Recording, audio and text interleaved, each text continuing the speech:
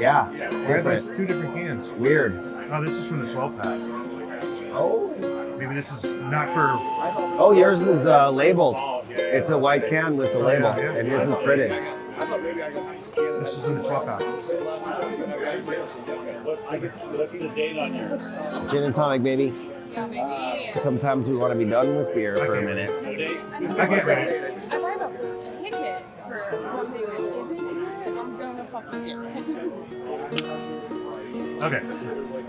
Let's just do our open. Hey, Rob. Andrew Bauman. How you doing, bud? Good, man. It is halfway through CBC. Craft Brewers Conference in Indianapolis, Indiana. Right, and we are here at the Omni Hotel in support of our brother in beer, And in much appreciation and thankfulness. Paul Leone, Yes. executive director, and he is working with a company, and we're going to get to talk to that gentleman in a little bit that works in spirits. And unfortunately, they couldn't bring their spirits because of laws and stuff.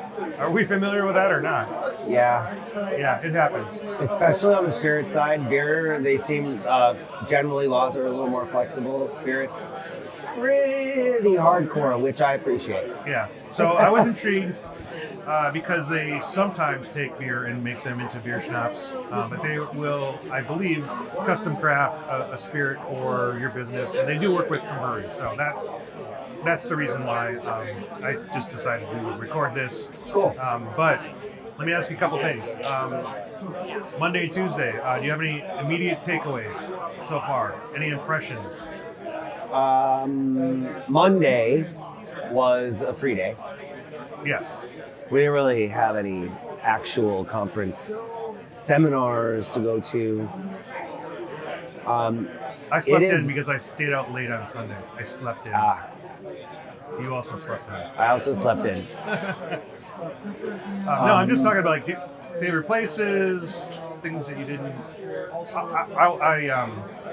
I've been trying to get a beef Manhattan, which is an open-faced sandwich with beef and gravy and mashed potatoes. And we went to Shapiro's where they have it, but I already knew you can't get it until after 4. And then I tried to lobby unsuccessfully to go to this place called John Stew, which is They a little have bit a weird. Manhattan sandwich? Yeah, they do. Oh, So wow. It might be the province of prior to the airport. I'm going to have to go grab it. We have a whole day Friday. Right. I would say I went to the most dog-friendly brewery I have ever seen in my life. Oh yeah, which one was that? It starts with the letter M. Metazella. Yes. We have one of their IPAs in our refrigerator. I had one during our downtime today. Great. Yeah, Great. they had giant breed dogs there. Too. Every breed of dog. There was the biggest German Shepherd I've ever seen in that place. There were 10 dogs just hanging out at the counter while people were trying to order beer. I did hear yesterday a little feedback from someone who said, it's all fine and good until it starts raining, Oh, it smells like wet dog. and then it's not as great. So that is an interesting take. I definitely encourage more breweries to welcome dogs if it is acceptable in their locale. Right. Also, during the conference, they have a puppy play area where you can go hang out with some dogs, Right, pet them. right. And they had dogs roaming around, essentially therapy dogs. Did we steal therapy dogs from the hospital? Because now I feel bad. At the conference. Yeah. Yeah, no, it was something like stop for a pause or something like that, or they used play on pause. Something like that. I had some. Well, we went to see the live broadcast of All About Beer with, and specifically M. Sauter and Don Say, and then Brew to Brew with the brewer from. I can't remember. They're out of Ohio. Fretboard. We don't get their beers, so. Okay. You went. I didn't go, but yeah. And Mitch Steele. So. I wasn't there. And If I had known, I would definitely have gone. Because Mitch Steele is a god.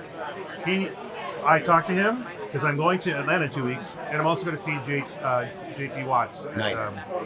at Scoff Rock. From Scoff Rock. And then we're Former Arizona resident JP. right, and also going to go to the Brick Store because they have an entire cast program. So, wait. It's a craft beer bar. They have an entire Oh, I thought it was a store of just Domino's or Legos. bricks. Yeah, no. So that was a highlight. Everything's very affordable here, and you can get around quickly. Another conversation I had, I was walking into the conference today with Noreen from Iowa, Yeah, and she skipped Vegas. Said, I don't want to be someone just like wandering around Vegas by myself. And also, everything is super expensive. So I skipped last year, and I am shocked. Like, beers are $6 in Indy. yeah. And even in Iowa, it's way more expensive than that. Yes, it is. I've recently been there. Yes, $8 some places. But the Uber rides, 15-minute Uber ride, $8 maybe. Oh, I don't Uber, I only scoot. Yeah, I'm just telling you. This is my second 60-minute scooter Yeah, I'm on that thing, too. and it's $15 for 60 minutes of scooting. It's great. I have 7 minutes left on my second card. Nice. I just re-upped today for my second hour. But like sometimes you get like a $4 Uber ride, and you're like, What? That Yeah. doesn't exist. no, I know. We had lunch the other day, sandwich, a beer, and a side. And I was like, this would have been like $40 in Phoenix, and it was like, $18. yeah. Plus. Yeah. Still, yeah. So I don't know what size of a city Indianapolis is, but you can get around pretty well. It rained yesterday. There was a Pacers Bucks game. It didn't really make it that hairy. I thought it was going to really mess up the entire night, but it was an early game and Super easy. I had to go by the stadium on my way to my events last night. So on my scooty. And there were a lot of people in these crazy yellow and blue shirts. I assume that was them. And a lot of cop cars. Yeah. There's a lot of cop cars in this town. I haven't seen any. Whole Foods was entirely surrounded by cop cars every time I went. That's right. But Well, that is where the police station is, but still. Well, we also heard that the drugs are that way. The drugs Yeah. are also Yeah. that way. Yeah. The drug area. No. That's all right. You're all right. You're right. Ken agreed. Yeah. I went to a craft brewers conference tiki bar event last night, which Yeah. was very enjoyable. That was John Hopp's company. It's kind of hard to say. There's also another John L, John I, John H, Don't know. something Haas, and they were making tiki drinks and also spritzing them with their hop extracts. The drinks were great. I don't know if the hop extracts added anything, but it was definitely different from the other events that happen around CBC. It was very cool, fun. It got so crowded that they started having to make people leave because they were over capacity. Well, it is called Inferno. The Inferno Room. We don't want to overstock the Inferno Room. I But it was great. I was there the night before, and I didn't have a great beverage experience. I thought it was a great place, and we had fun. But whatever they served me that was flaming, and I got 2 of them for some reason. I didn't order; it was presented to me, and then they were short. So John Hall and I shared one, but it was like, this tastes like cinnamon toast crunch and something with a lot of savory umami. And it weird. didn't really. Our drinks were fantastic. I was surprised because he was hand mixing every drink for every order. And when you're expecting to have 100 people enter your space at one time, Yeah. that is a tall order for any bartender, especially when you're adding flowers and fresh fruits and pineapple leaves and a straw Right. and spritzing them with hop stuff. Right. It wasn't very fast, but they were very delicious. So. I unfortunately was there early, and I walked in, and they're like, "Oh, that's not till 7." So I went back to Chili Waters, where we went on Sunday. Yeah. Virginia Craft Brewers Guild was having their member meetup there. They had about 30 people that were from the guild that hung out, and that Yeah. was nice. They invited me. I took a bunch of pictures for them because then they could all be in the picture. Right. And the Pacers game was on the TV, and all the bartenders were dressed up, and it was a little bit crazy, but very, very nice. I talked to a lot of people who got a very inexpensive ticket to the Pacer game, and they stuck it out. They saw the Pacers come from behind, and then miraculously win in the second overtime, or first overtime. Our guild member, Phoenix Beer Co., sent Marisa Bernal out to Yeah. the conference, and she went with her parents last night to the game. And Nice. they're like, it was incredible. Poor Incredible. Bucks, poor Milwaukee Bucks. $40 ticket Yeah. for like upper row, but that's cool. Yeah. So guild stuff. We have new directors, Tennessee and Wisconsin and Jersey. New Jersey. So it's been fun talking to them, getting spun up, getting psyched. Sort of drawing upon their excitement. There's Jersey right there. Right on. So there was that. We talked a little bit about nonprofit foundations that can be associated with the guild and scholarships and funding. Lisa Parker from the North Carolina Guild won her group, represented by her and her efforts to build a foundation to fund businesses that experience damage or loss of business. Relief including- efforts from Hurricane Helene. Right, yeah. And It was amazing. She gave an incredible speech. Yes. And she talked a little bit about the nuts and bolts of it in the context of what we're talking about in terms of foundations. As you know, we have one of those. We started that probably well before a lot of these other ones did. But we also made some strategic errors on that we're going to step through. Which will happen. Yeah. But there's ways to fix them. Yeah. And then the topic. What was the topic the day before? Guild's topic. Membership Membership. in both retaining brewery members, Yeah. finding new brewery members, and allied members. I saw you taking copious notes. I took copious notes. It's very inspiring when I get to hear the stories and the experiences of other guild members. Yeah. We don't get that a lot. Often once a year, sometimes twice a year. Right. But learning so much from what they've done and how to make our guild more effective, more useful to our members, and just a better organization overall is very exciting. You know what I'm struck by is the things that we've tried that don't work, but someone else has tried that work, or vice versa. And like it might just be about when you roll it out. It's the timing, it's the marketing of it, I think, sometimes. Yeah.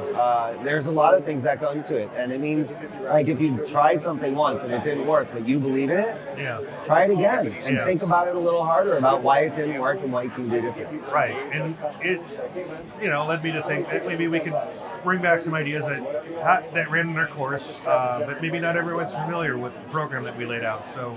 Could be. Thank you for spending time here and helping with all of this. It's very kind of you. We're doing a podcast. That's all right. It's episode 152. No, you're good. He's not going to edit it. You're still in it. No, you're not. Bring your face The into it. immortal Jamie Foxx is with us, but it's not the Jamie Foxx thing. Not that Jamie Foxx, yeah. She does get like more reservations at restaurants based on her name. You get an open table and you just say you're Jamie Foxx. Right. I spent a lot of time on the floor of the conference, the expo. Yeah. And meeting with members of our guild, potential members, and learning more about what they think the guild can do to help their business, which is what we're here for. Right. And how they can help our members. So it's cool. Yeah. Tonight there's a number of other events, more networking. I might drop into the Ohio thing right after this. They have an engagement at St. Joseph's. I had a I have to go there. I had a Pope Meal Stout. Pope. I love It's it. a church inside of a church. Yes. Very beautiful. I want to go there. Also, the Michael J. Jackson Foundation is having their get together at 7 or 8. Yes. So there's that. But I want to take a break because I want to. Wait, talk to we are our- not taking a break. We are going to wrap it up. No. We need to talk to Okay. our guest. All right. Well, Yes. before I go and Yeah. you finish that conversation, I wanted to thank huge marketing company for the free t-shirt. These are my friends from Salt Lake. I was freezing cold and I went up and said, hey, can I please have one of your display sweatshirts? And they said, yeah, we have 2 of this, so you can have one of them. And so I do. You have Uinta Brewing I have Company. Uinta Brewing Company. I'm not thanking them because they didn't pay for it or anything. But yeah, but it's weird. I'm an Arizona Brewery Guild director walking around repping a Utah brand. It's totally fine. What's the merchandise company? Huge, They're named Huge. huge. Okay. I was like, Yeah. you're describing them. They They're a also- huge marketing, whatever. They also made for the Utah Jazz Festival Oh. 2 years ago. They made shirts for them. And that's where I met them. I went and visited their factory. And so then when I came by yesterday, they're like, oh, how's it going? I'm gonna be in town next week. Oh, cool. Here's a card. Come by. We'll give you a tour. Said, sweet. And then today I went and stole their sweatshirt. Right on. Would you like to interview our guest or should I? That's all you. I don't know what he Okay. does. All right. He's gonna have to sit in the little stool though. I don't know if that. I think you'll sit here and he'll sit We there. can, Okay. we can sit in the chair. We can get a new chair. Okay, we'll do a new chair. All right. You want me to get a new chair? Yeah, that's. All right. All right.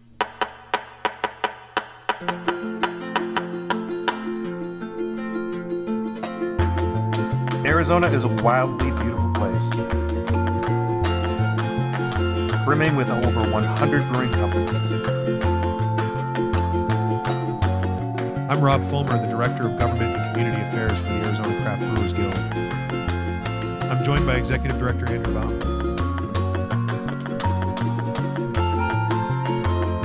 Together we cover the state, bringing you the best of what's happening at our breweries and beyond. Welcome to Arizona Beer Front. Okay, so we do a video. Yeah. How you doing? Yeah, good. Matan.